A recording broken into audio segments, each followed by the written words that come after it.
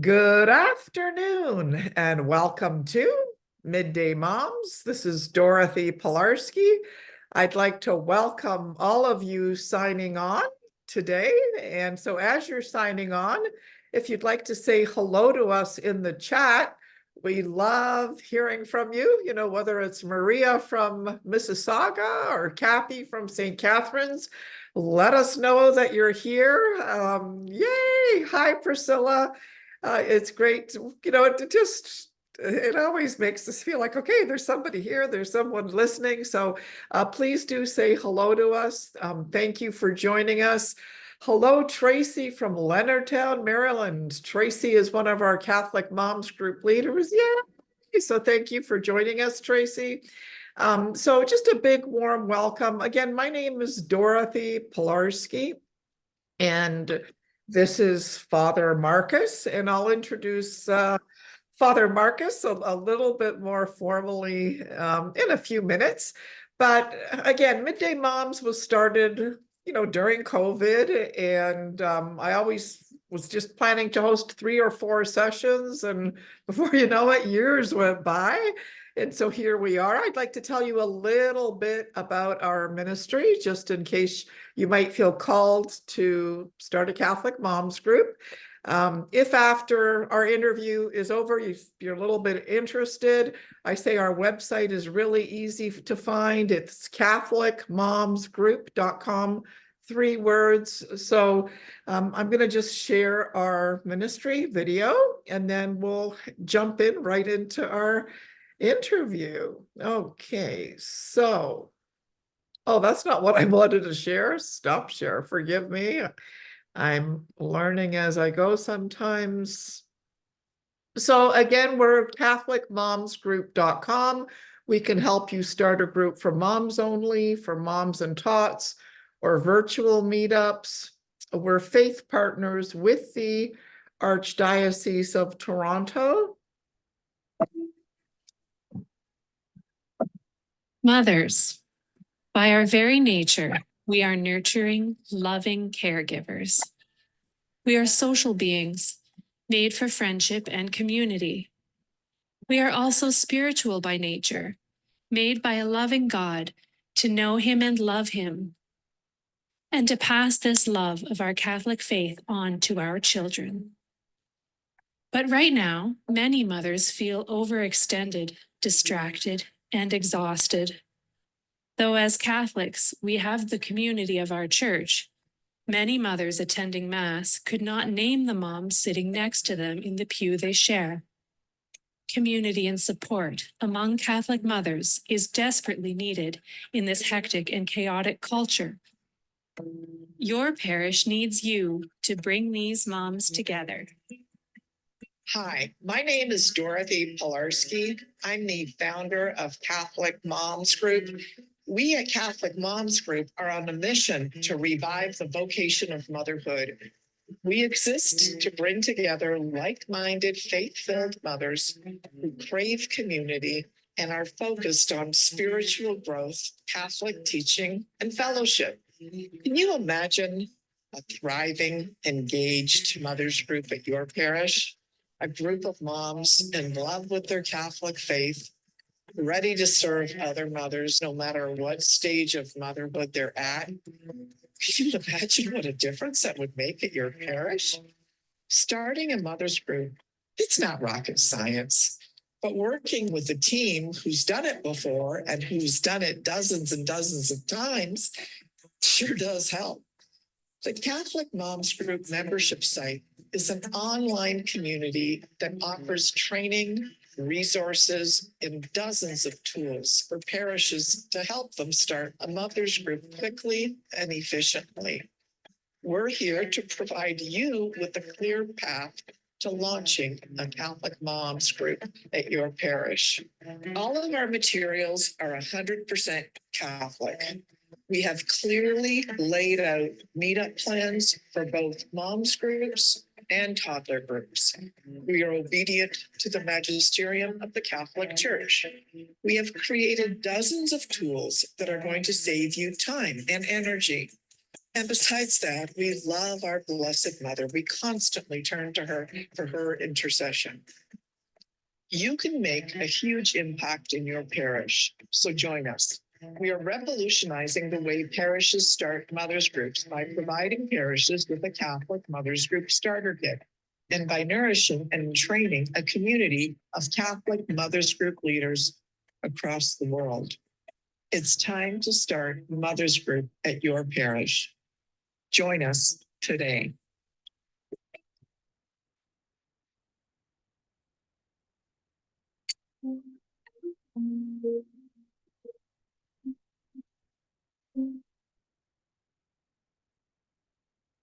And so a big warm welcome to all of you joining us today, especially a big warm welcome to Father Bradley Markus, who is a diocesan priest of the Diocese of Hamilton. He's currently the pastor of St. Clement Parish in Cambridge, Ontario. Previously, he served 7 years shepherding the student population of McMaster University at Canadian Martyrs.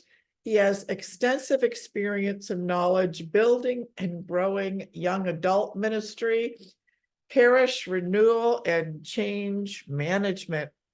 So a big warm welcome to Father Markus and a big warm welcome to all of you. Oh, we've got a couple of more folks signing in on the chat. Hello, Rema Chelio, another one of our Catholic Moms Group leaders. Hey, shout out to Andrea. Thank you for bringing us together. Amy's been a guest on Midday Moms. Great to see you. Grace has taken dozens and dozens of beautiful photographs for us. Hey, great to see you. And Sarah, another one of our Catholic Moms Group leaders. So just a big, big warm welcome. We're very, very happy that you're all here, and we're very excited to learn from Father Markus. So I'm going to just start with the questions. I always find that's the easiest way to start. So Father Markus, looking at the world as it is today, which it's a bit of a crazy world, if you ask me being a baby boomer. We were watching the Danny Thomas show last night, my husband and I. I'm like, oh my gosh, the world's really changed. So anyway, looking at the world as it is today, how do we find a way to speak matters of faith in such a secular world that our young people are immersed in right now? So any thoughts on how to find a way? Yeah. Well, thanks so much, Dorothy, and Midday Moms. It's good to be with you. I told Dorothy before the interview started, I'm not sure what great wisdom I have to share other than having been a priest and walked with different moms and young adults and people, men and women as we seek the Lord. So if you do have any questions or things through it, I think Dorothy said you could put those in the chat. I'm more than happy to make it interactive and not just a lecture from me on all the ways that we should do things better. You're already doing so much that's good, and you have such practical wisdom that could help to inform the conversation. So thanks for having me. Glad to be with you.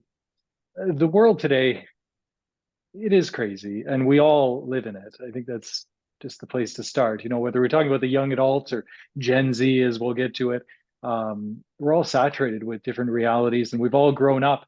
You said, Dorothy, you're a boomer. Don't say okay boomer at any point in this conversation. But we're all saturated we all come from a generation. We all come from life experiences that form us and that guide us and that direct us. And we're all engaged in the culture as it is then today. Whether it's watching television, scrolling social media, different friendships, relationships, different parishes, different schools. We all have all these connections in our life. One of the areas I always like to be especially attentive to in the modern time is media, not just social media.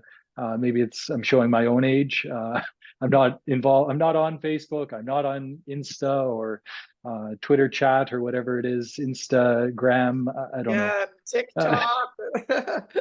I don't. But trying to all the same be engaged somehow in the media that's out there. The things I probably am more involved with are listening to different podcasts, even, watching television. I don't know if you're all cord cutters or, if you have real television, watch the news, watch sports, you can watch, Netflix. Just last night, I was watching Survivor. I got back into Survivor for the first time since I was a teenager. I think when I was 17 years old, it was the first or second season of Survivor. I watched it back in the day. But even doing something like that, watching what people are watching, I think people still watch Survivor, and trying to somehow bring that media, that experience that we're engaged in, and try to look for seeds of the gospel somewhere in there, or something of the human experience or struggle, or some nuance of truth that's there.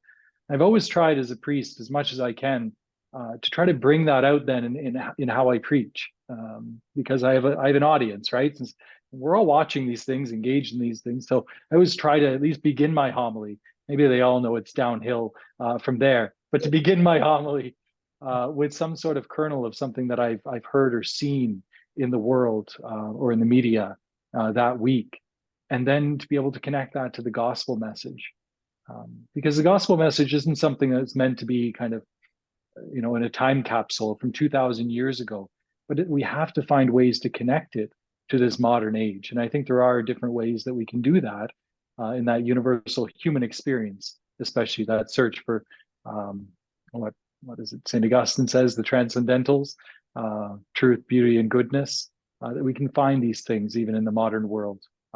So maybe an encouragement to the moms to try to find that in your own kind of being immersed in the world of today. And it's important because, I think sometimes as moms, we kind of like, I'm not going to watch that. I'm not going to watch this. I'm not going to watch, and then all of us, because I've, definitely went through that phase. And then I'm like, oh, I don't have anything in common with my kids or my husband. Because, and then I thought, oh, maybe I should watch this hockey game, or maybe, and then it does build bridges. So, and I really love the term too that you've mentioned, watch what they're watching, because it kind of implied that you're watching it, but you're not maybe consuming it. You're watching what they're watching. So I thought that was a beautiful, beautiful distinction. So I guess, looking at a bit of media and then connecting it to the gospel is a very good and practical, the thing that we can do. How would you describe Generation Z and what they're seeking? I had to Google, what is Generation Z? I probably should have known this. It turns out it's the young adult generation, or those Wikipedia says who were born between the years 1997 and 2012, which makes them between the ages of 12 and 27 years old right now. So sort of teenagers, I guess, and then young adults as well. And so that's that generation. But again, Wikipedia tells me, and this works perfectly with our conversation today, is that they are a generation that's particularly defined by their digital upbringing. They're people who didn't know a world before technology. I mean, I still remember in my kitchen at home, we had the telephone on the wall with the rotary dial, right? And my generation, I was born in '84, kind of spanned, the rise of technology, right? So remember a world before, and we're immersed in the world after. But this current generation, Generation Z, that we're speaking about, know nothing but the digital world as it exists, text messages and social media and that whole reality. So what are they seeking? Yeah, what are they seeking? Yes. I think that's the key, to point out they are seeking, right?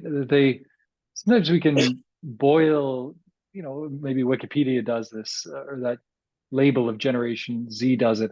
We can, kind of distill this generation. Well, they're just a digital generation. Well, the digital generation is their experience of life, but it's not it's not the whole of who they are. They're still human beings, men and women, made in the image and the likeness of God. It's just something that informs that experience of life. And so I think they're seeking the same things that human beings have been seeking for generations, right? They're seeking after purpose in life. They're looking for meaning. The place in which they immediately go for that is the digital world, because that's the world they know, the world they're saturated with. But I think they're seeking the same things that all of us are seeking, no matter what generation we might come from. And so, if we're thinking about how to minister to that group of people, we have to maybe begin with an understanding of where we're going to reach them might be in the digital realm, but the things that they're looking for in the digital realm are where we can bring them in to find that meaning, that truth, that goodness, that life, perhaps needs to also go outside of that. And the thing that, when we're speaking about what they're seeking not only meaning for their life, but they're seeking for a sense that we see this maybe that life is worth living, that it's more than just a screen in front of them, that there's something that really connects and is real, is really real. That has to come back then to, I'm a priest, so are they seeking God? Yeah, I think they're seeking an experience of God, that He is real, and that this is something that can be a part of their life. Indeed, can give a direction to a life that maybe otherwise is just saturated with things that are passing, are just digital, are out there, but not really connecting. And we need a way to connect God to them. Both from where they're at, but also bringing them to somewhere perhaps new that they've not had the chance to experience. And like the one thing that, I'm probably immersed in the digital culture more than I should be, to be very honest with you. And I sometimes find myself like, you're scrolling and scrolling and scrolling through Facebook, scrolling through Instagram, scrolling through TikTok, scrolling, and then it tells you how many hours I've been on my phone per day for the week, and it's scary. I think, oh my gosh, if I had only been exercising that many hours, how skinny I might be. So I think it's important too for moms to, I guess, be careful of what might be happening in our own minds and our kids' minds, because we develop this kind of scrolling, almost our mind goes on automatic, right? Just on Facebook, I have, and I'm saying this for the purposes of this discussion, but I have, because of the work I'm in, I have 5,000 friends. And so, you scroll, delete, check, and then like this interaction, human to human, becomes less and less, right? So sometimes as a mother, what might we do to make the real experience real, right, is one thing. And then what might we do with our sons or daughters to have eye-to-eye contact, physical, real contact? Because we can all be, at the kitchen table and not having real contact if, like the culture of our family, because we're all adults, is we do have our phones right there on the table, right? So I'm not saying that's, yeah. So I think, as a mother, kids want to feel normal. Kids want to feel, because that's one thing one mother said to me that was extremely important. She goes like, okay, you want to pass down the Catholic faith, Dorothy, but your kids don't want to feel like you're weird, and they don't want the family to feel like it's weird. They want to feel like it belongs. So if you're wearing your skirt to your ankle and you're, only ever praying and you only ever drink juice and it doesn't feel normal, like, so as moms, we got to remember that we want to pass down the faith, but we also want our kids to feel like they're normal, and they want to feel normal, right? So it's kind of that nuance of being in the world, feeling normal, but not being of it. I don't know if you have any thoughts on that, Father, or? Yeah, I mean, we all struggle with that to some degree. I mean, I even know it as a priest, where you can, as you get in, as you described, like getting to this scrolling mentality, or getting to this routine of life by which like technology is just the thing that kind of drives life. And I think we need to find moments to force ourselves to get back to what is the human experience. I don't know if you guys heard at the beginning of the call when we were watching the video, my dog barked. And I apologize if she acts up again. But it's something as silly as going out for a walk with a dog that sometimes can make me remember, oh yeah, life is good, and it's not just scrolling along, like just to smell the flowers, so to speak, to get outside, to do something that's not feeding that scrolling mentality, that just one thing after another. Maybe even for family life, to find those ways, where can we step back and just be with one another in a normal human way? Maybe it's taking a walk. Maybe it's, as I see these days, son and father, going outside and playing catch in the yard, or I don't know, digging in the garden, or something that you can do, but something you're going to be forced to do. And try to find those things, because they do something to us in our humanity that we don't even realize on the surface. And we need those breaks. Yes, no, and then this would be probably another conversation, but you throw on the scrolling, and then I'll add to that the gaming, and then before you know it, we're completely kind of detached from ourselves. Now, based on your experience, Father, what is it about Catholicism that does attract young adults? Mm-hmm.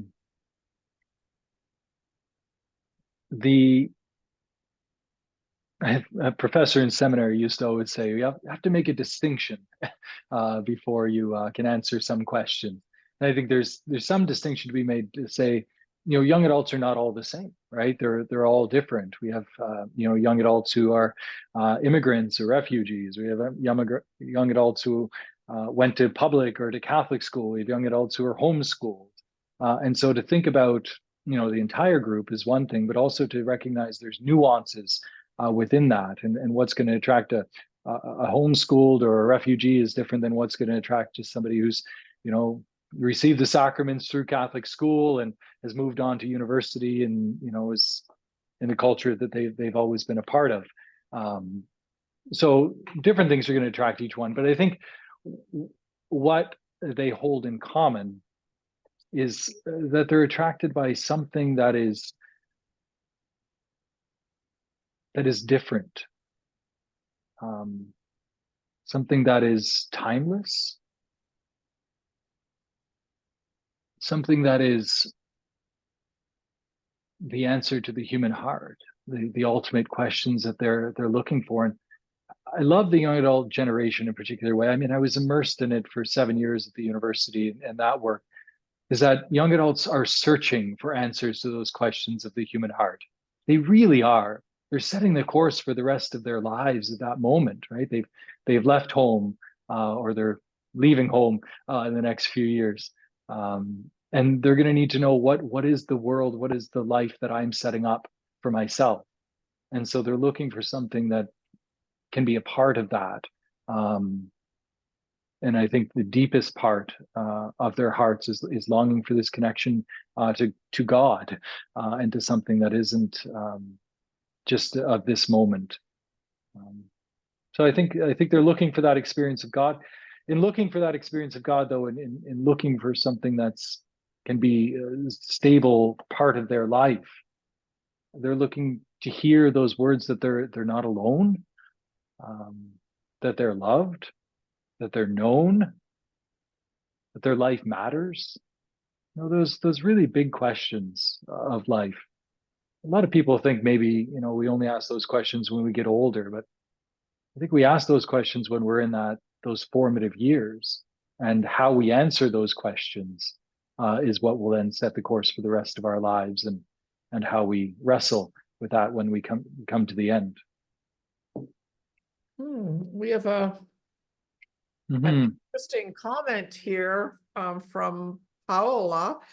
She says, young people say that the older generation has been brainwashed to believe something that isn't real. And so, you've got these young folks that think perhaps some of our convictions are antiquated. Religion was just kind of used and invented to control the, masses, make people obedient to the government. And so they discovered religion. So on the one hand, we've got these young adults or this youth that are searching, but there's a flip in their brain that says, okay, what my mom or dad or what the Catholic Church is trying to pass down is not relevant. It's not real. It's not woke. It's what it's not. It's not. Anyway, I won't start naming politicians. That would be wrong.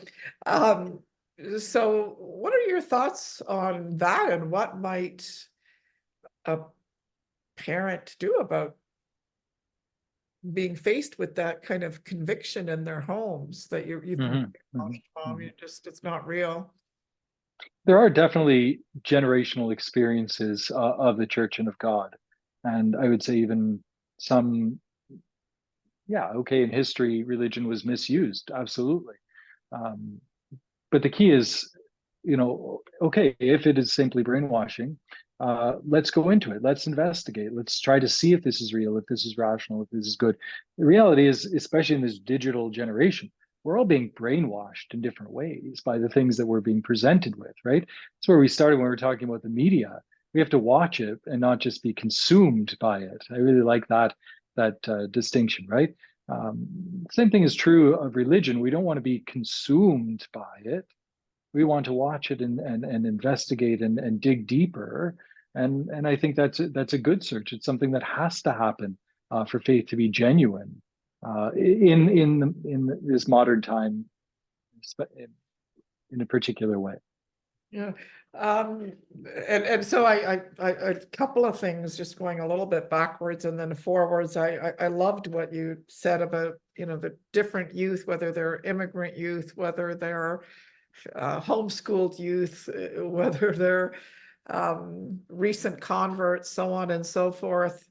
And yes, they all bring a different challenge. And I love I love your response about saying that, yes, we're all being brainwashed. We're all being brainwashed into believing, the gender ideologies. We're all being brainwashed into believing 101 different things that aren't true. And so that's, I think, a good tactic for parents to use, is say that, yes, we're all being brainwashed. What are you being brainwashed by? And then knowing your faith and being able to speak historically, yes, the church did make certain mistakes in, these years, and so on and so forth. So that's another very good tactic. I know in my own family, my husband he's a convert, and he's a convert, plus he has 3 master's degrees. Whereas I'm a cultural Catholic. I was born in Poland by working class parents, and my mother was a part of the Legion of Mary, and my dad was a church organist. And so whenever my son wants to get into a debate, I'm like, okay, go talk to your dad. It's not my department. And so, knowing the challenges your son or daughter bring before you. Susan Taras, another one of our Mothers Group leaders in Chippewa, Ontario. Great to see you, Susan. People say to me, your religion is like a crutch. How do we answer this? I will defer to Father, but I do have an answer to that, so I don't want to. Well, you start off there, Dorothy, and I'll pick up where you leave off. Okay, so Susan, again, my husband's a convert, so his entire family is not, they don't practice any faith at all. So if you could imagine Christmas, you can imagine Thanksgiving. I'm constantly in the middle of family events where the family is hostile to the Catholic faith. And there I am in the middle of it. So, one of my sister-in-laws was like, having her glass of wine and saying, well, do you really believe all that stuff, Dorothy? Do you really believe it all? I think you're just using, and she's there with her glass of wine. I think you're just using your faith as a crutch. And I said, you know what? You're right. I do use my faith as a crutch, and I lean on Jesus Christ like you wouldn't believe. I can't imagine a day without, he is my crutch and he is my savior. And I said, let's just pretend her name is Maria. It wasn't. I said, Maria, different people use different crutches. You, for example, use wine, and so they use golf. And so, uses vaping, and so uses beer, and I use Jesus Christ. And if I am going to rely and lean on anything, I said, I said, go to daily mass and Jesus Christ. I'll go with that more than I will with any finest wine, right? And so I think she was a bit stunned because she was expecting me to get into an argument with her. So I do say, yeah, it is a crutch. I'm needy. I always say I'm needy. I need Jesus. I need Mary. I need confession. So anyway, so Father, any thoughts on when people say that? No, it's a great answer. And I like where you say, yes, we have to acknowledge that the Lord does give us in some ways that place to lean. I think somebody said that in the chat as you were speaking, lean on him. You talked about your own family background, and if I look back on my life, I wanted to say at some point in this call, so I'll say it now. I have a particular appreciation for you moms. I actually grew up in a single parent household. My mom was the sole breadwinner and raised us. I have two older brothers, so I'm the youngest of three. My dad died when I was quite young, and so mom was mom. And so I have a particular love for you as Catholic moms and all you try to offer, and maybe some difficult circumstances even in your own families where it's not perfect and it's not easy, broken or families with loss, whatever it might be. So just be assured of my thoughts, my prayers, and my appreciation. Mom at one point I remember said to us, "Oh, I have to be mom and dad for you all because your father's not here." I said, "No, Mom, you just need to be my mom." And be the gift that is. There's always something missing without dad here, and that's the reality for my life. And having I mention it here because having grown up in that kind of sadness, certain brokennesses that certainly came into my family because of that. Religion was actually the thing that we didn't turn to growing up. It wasn't the crutch. In fact, it became the thing that we avoided because it was the very place of pain. How could God allow certain things to happen in life? It wasn't the easy answer. Some people maybe excuse it, religion as, oh, you just use God as, it's God's will as the answer to all your questions. No, we can have active disagreements with God, and sometimes that pushes us further away, not closer to in being a crutch for us.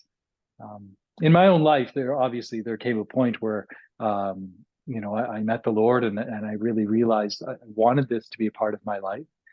Maybe, as Dorothy says, that was a bit of a crutch, a way of reconciling, all the different realities of my life, in seeing the reality of Christ's suffering, his wounds. I love that Anima Christi prayer, within your wounds, hide me. Within your wounds, hide me. Just that sense of being in that woundedness of God. And sometimes we need that refuge, right? Because life is going to bring us things that aren't always easy. But God also doesn't just leave us in that place, right? And maybe that's the crutch part. God gives us hope of something more. God gives us hope of being free and of new life, of something more. And I mean, as I look back on 20 years of my life now, I guess 20 more, 24 years since I've really kind of fervently lived my faith. I mean, it's taken me to places I could have never expected. Indeed, made my life so much more than it could have been just on its own, because of that openness to allowing that woundedness to be not something only that I bear alone, that I can recognize in God, and also that can be transformed in Him. Thank you, Father, for your vulnerability, and thank you for sharing how, you know, and I'm sorry about the loss of your father at a young age, and how that cross sort of that your family didn't go running to God because you're mad at God. And I do think that there are a lot of youth that, you know, like whether there's cancer in the home, or whether there's, you know, pornography, whether there's something that's happened that has made the kids like run away from the faith. You've given, I think, all of us great hope that even though there was a running away from the faith, that you're a priest now, right? So so thank you for your vulnerability. Is there anything a wife or a mother can do when she sees her Gen Z kids like in the running away stage of their faith? I think it's a hard thing for me to answer, because I've not been on that side of it, right? In the sense of personal experience. You know, for me, it was my mom telling me, "Do you really want to do this? Why are you here? I mean, why do you want to go to this youth group? What is that all about?" You know, it was more a place of suspicion of the church than of trying to convince me to do it. Maybe it was quite the opposite in some ways. Oh, wow. Um, So you were leaning towards the faith, and she was kind of going, what the heck? What are you doing? Is that, yeah. Oh yeah, no, for sure. And still to this day, you know, my family don't actively practice the faith in any way. So I kind of live my life here, and they do their thing. But I mean, in my lived experience, what does it mean for me to try to convince them, you know, to trust in God? Maybe that's all I can offer. And that is to just try to be a credible witness, to try to be a really great son, you know. I love my mom, and is there brokenness? Is there things that you know, from the past that hurt her and hurt me? Absolutely. But just to try to be faithful to that love. And it's what the fourth commandment: honor your father and mother. And I don't do it because of that commandment, but I think that, you know, we have to remember we do have that obligation to love and to care. And I know it can be so hard when you see your kids going into all kinds of things that you just say, this isn't going to lead to life. You're not going to find happiness. But to try to find a way to love and to keep the communication lines open, to win them over. And eventually they're going to need you, right? Because, you know, some of these directions people end up going in with their lives, they're not going to bring them the happiness that they're going to seek. And I know it must be so painful as mothers to see your children choose to enter into that life of suffering, even if it seems like it's a life of happiness right now. And try to remain there with them, try to be that place that they know they can go when this falls apart. And it will, or at least there'll be questions they eventually will ask themselves. And if you've managed to love them and not just berate them, or, you know, tell them all the reasons they're wrong, then they'll know to whom they can turn in the future. But that's a terrible burden to bear, you know, as mothers. And I feel for you. And just to say, Christ, you know, feels that pain in your heart with you. The Blessed Mother, you know, she who pondered, you know, all these things in her heart. And she was perfect. She was without sin, right? But she was watching a world around her that must have just seemed totally crazy. You know, why are they choosing this? Why are they doing that? Why are they beating my son? And yet how she remained in that place of peace and of love somehow. So always turn to her in her intercession and example as we try to do that, as you try to do that for your families. The one thing that is striking me, I don't know if it's striking anyone else in our interview here, is the importance of taking prayer time in order to be watchful instead of being immersed in the world. Take that step back, be loved by him. I mean, I keep going back to that in my own life as a priest, the necessity of just me and him. In the end, that's all that matters, and if I take that time to be with him, then I'm going to be able to be with those that I need to be with, and I'm called to be with. My vocation forces me to be with, and to love and to serve. You're okay. I have to excuse myself for just 1 second. We made Dorothy choke up, apparently. Oh, Catholic moms, what should we talk about? Dorothy's not listening. In the chat, it said, God's tests become our testimony. Absolutely. I'm thinking about that as Pentecost weekend comes up. The need to be witnesses. That's why the Holy Spirit is given to us, so we can witness to others. It's something we get away from a lot, as Catholics, of really giving witness to our experience of God, and to allowing other people to hear that.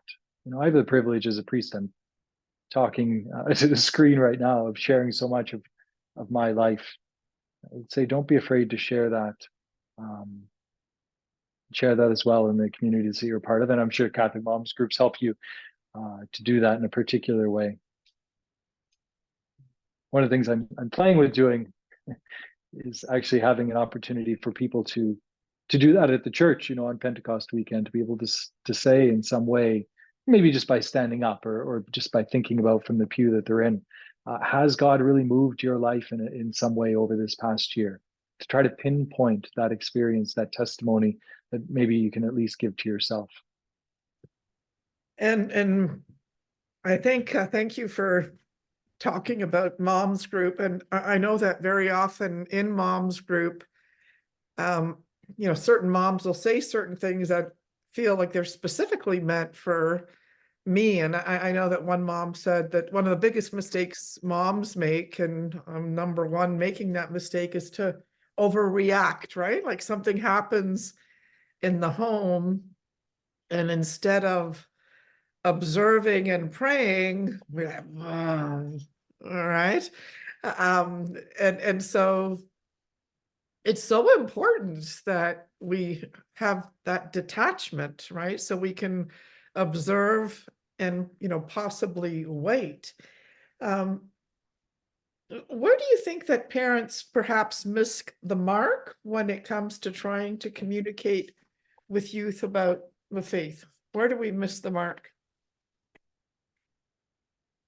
I think maybe in trying to do something that, trying to do too much. I think we have to focus on what comes naturally to us. What has been your experience of God and of religion and of life, and to just try to genuinely live that. And to realize then as well, your children are going to have a unique experience of God that is theirs, right? We're all unique individuals, and though they're your family, and though you find certain ways of piety or religious expression especially life-giving, maybe that won't be the exact same for your kids. And so to allow them some freedom, but to allow them that freedom means to simply allow what you've experienced to be real, to be natural, to flow from you in a way that it's credible. Yeah. So don't try to do too much.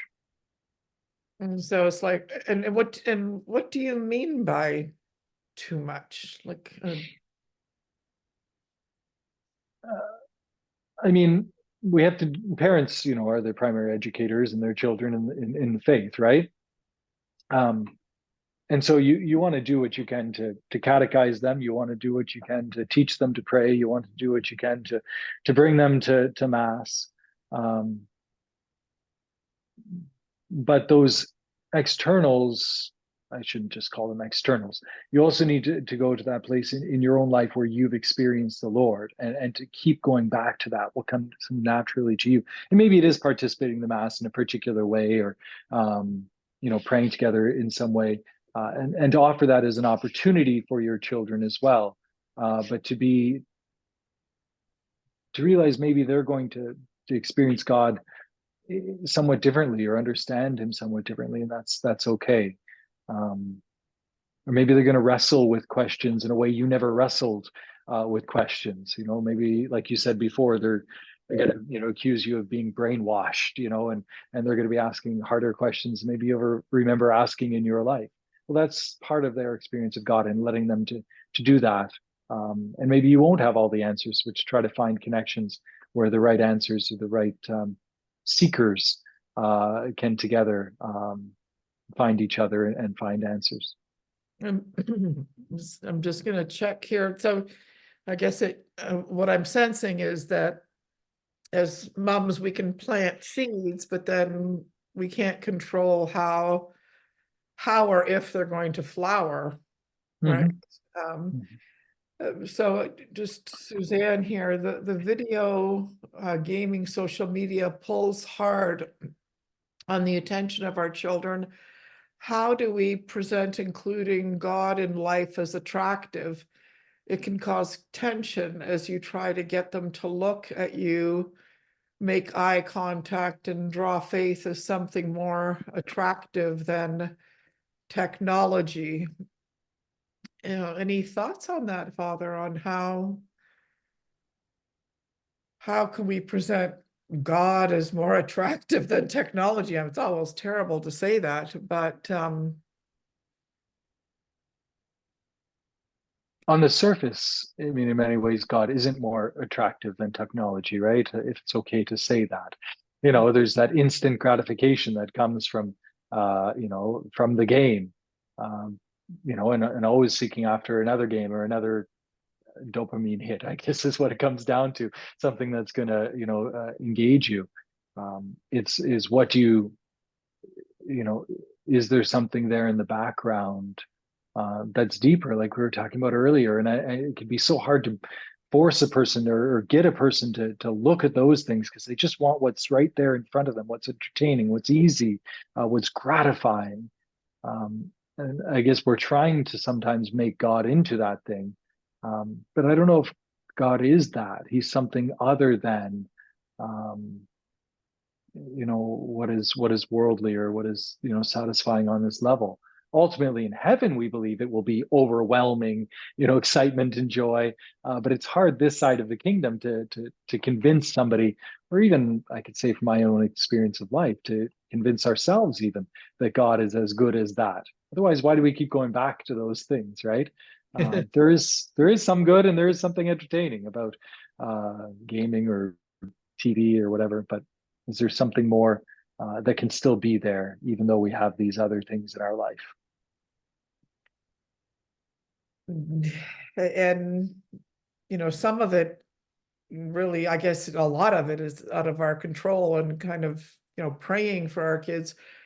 Kim, another one of our Mothers Group leaders. Geez, we got a lot of Mothers Group leaders here today. Thank you for being here, Kim. Maybe through offering real experiences at your church, youth groups, being with others who share the faith in real life may be more attractive. And thank you for that, Kim. Our next Midday Moms, which I haven't announced yet, is going to be next week with a mother, a priest, and a daughter. And the priest organizes walking pilgrimages to Midland every year.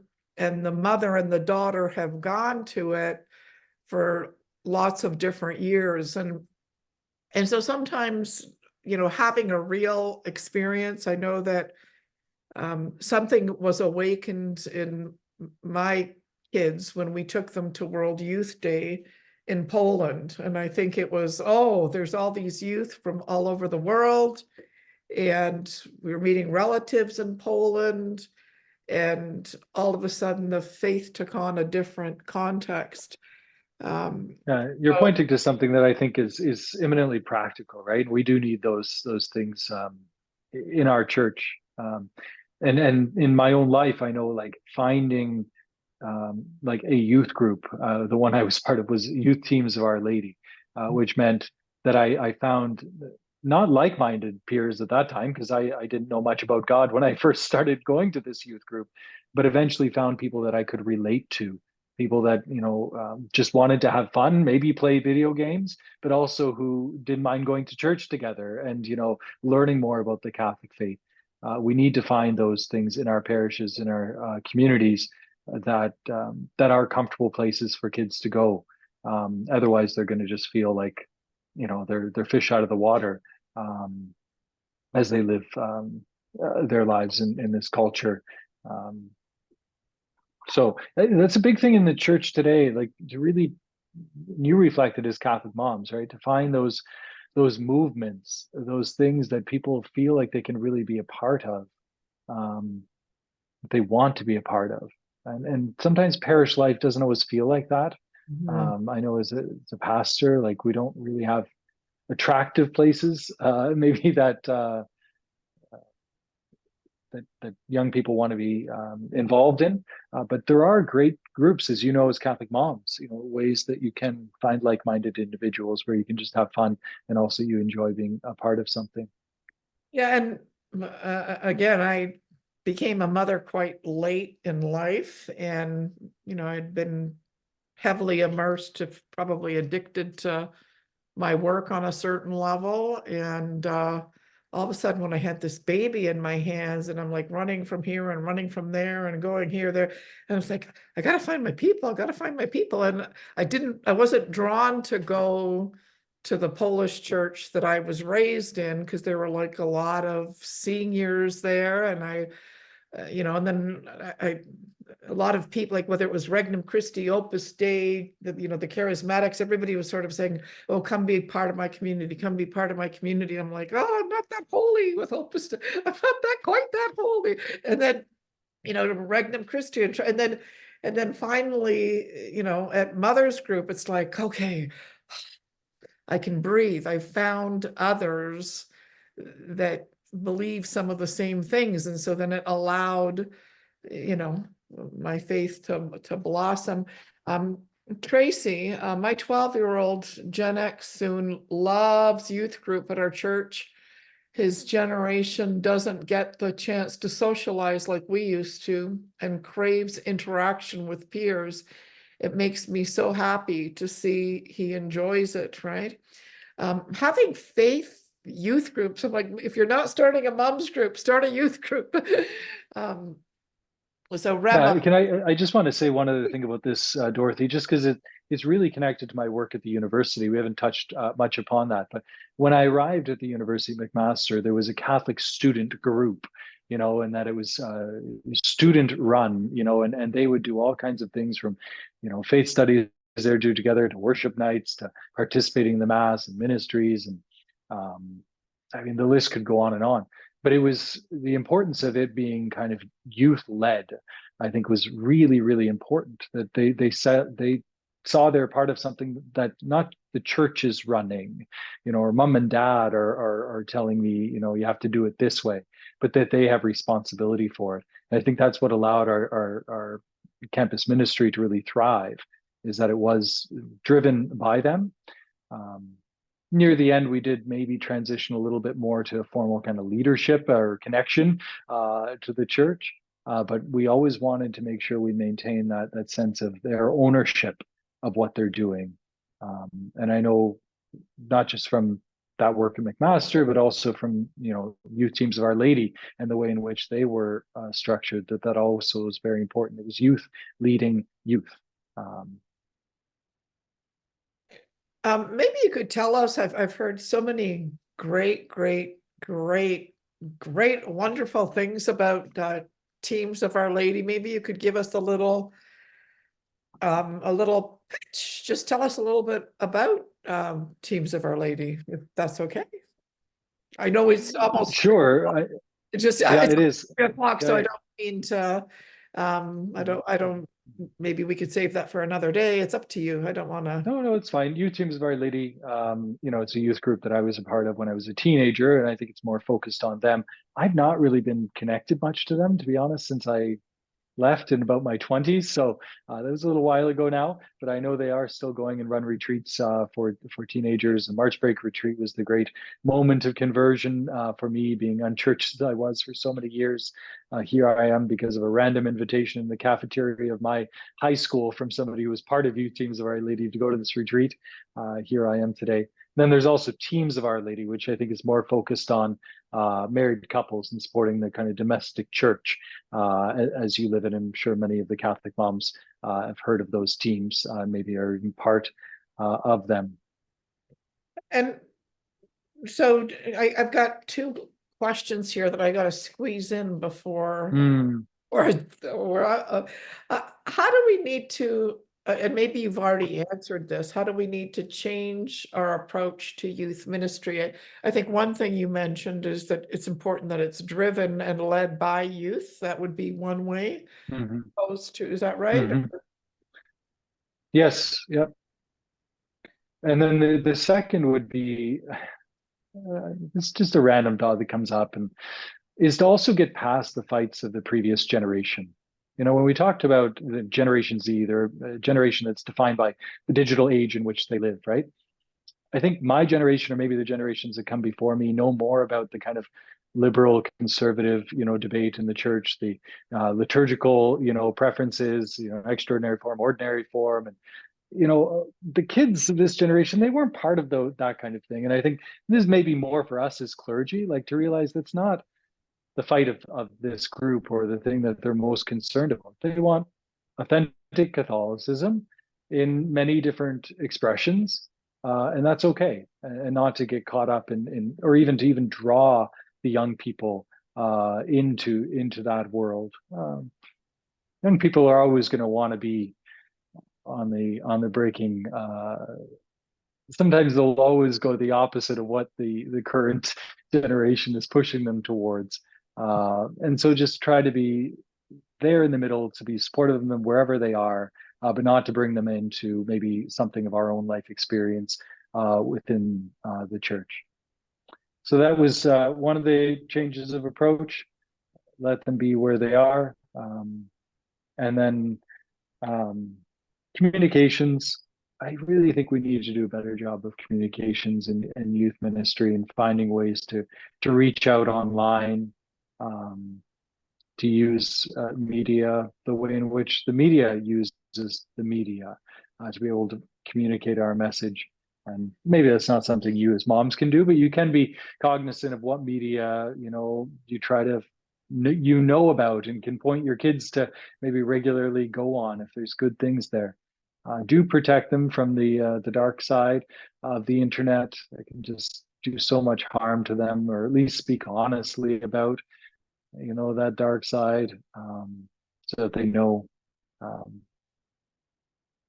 they can keep coming back to what is good and what is fruitful. So grassroots, forget the fights of the past generation, and try to have good media, good communications that they have access to. Yeah, and I really like, I like, that's probably not the right word, but I really appreciate. Frozen. That's all I got. Yeah, no, the comment that you make about, liturgical norms, or like these fights over sometimes Latin Mass or not Latin Mass, and all of a sudden we're creating a problem in the mind of the youth that they're not having by vocalizing it, because it's maybe our problem, right? And anyway, I'm probably speaking out of turn here, but I know that in my own family life, I might be more comfortable with, let's say, for example, a charismatic approach to the faith, whereas my son is much more cerebral. And, my daughter was very suspicious seeing people fall over. So just very important, I found, to expose my children, who are now adults, to different parishes, right? And, you know, just because I'm comfortable with singing and doesn't mean that someone's not Catholic if they're more like reserved and, you know, and more cerebral. And so going to different churches, like the church that we go to now is, you know, one of the churches built in the 1970s. And so it's got that gymnasium look. And my son has opted to start going to mass at a very traditional, beautiful church. And he's like, I don't know how you can go to that church that looks like a gymnasium, right? So just giving them the freedom, as you say, to experience their faith in different ways. Now, are there any practical steps that moms can take to support teens and young adults in their journey of faith? Do you have any practical tips for moms? What are some things that we can do?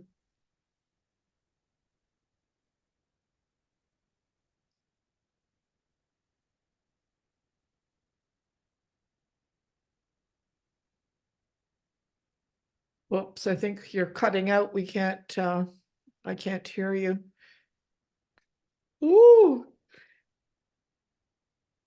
Can any, maybe, I think I said oh, there earlier you are. about, to love your kids, to be there for them where they are. Make sure that the lines of communication are open between you and them, and that they know they can come to you with anything. Oh no, Oh, no. I'm sorry. No, that's fine. That's fine. Am I back? Yeah, you're back. You're back. So just making sure that you're available for conversation. I'm not 100% sure what's going on, but Father is frozen in time. But it is 3:02. So you know, maybe it's God's way of letting us know that it's time to say so long. So anyway, I'm going to use this opportunity to just wrap up the conversation. I want to thank each and every one of you for joining us today. I think we've had some good, fruitful discussion. So thank you. Thank you, all of us, for joining us. And if, you know, if you have any resources that you'd like to share with us, please email them to me so I can share them with moms and maybe a follow-up email. But just on the behalf of all of us at Midday Moms, thank you for joining us, and keep opening up your emails, because we're going to be having Father Martin from the oratory talking about the walking pilgrimages. So thank you, and thank you for signing on. And please pray for Father Markus in his priesthood. And if you could continue praying for our ministry, I'd appreciate it as well. Okay, thank you, and so long. Bye now.